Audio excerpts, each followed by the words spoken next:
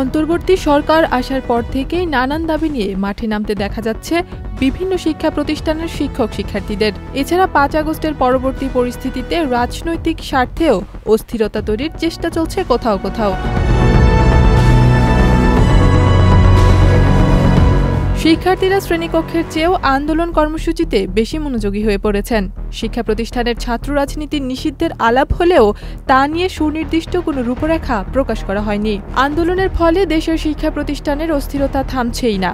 একের পর এক দাবি নিয়ে আন্দোলন ও নানান কর্মসূচি নিয়ে যাচ্ছেন রাজধানী সহ দেশের বিভিন্ন প্রতিষ্ঠানের শিক্ষার্থীরা। শেকড় থেকে শিখরে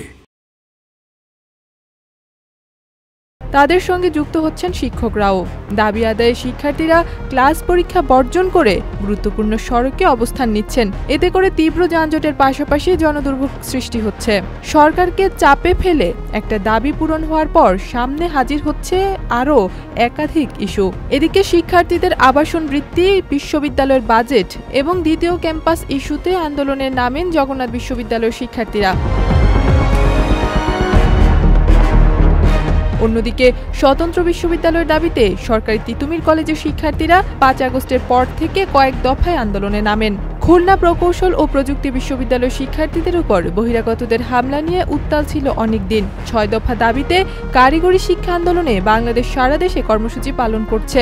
এদিকে প্রায় বিবাদে জড়িয়ে পড়ছে ঢাকা কলেজ ও সিটি কলেজ। শিক্ষা প্রতিষ্ঠানের এই অস্থিরতা আমাদের শিক্ষা ব্যবস্থাকে ধীরে ধীরে ধ্বংস করে দিচ্ছে। ইথিলা কবির প্রমা, চ্যানেল আই।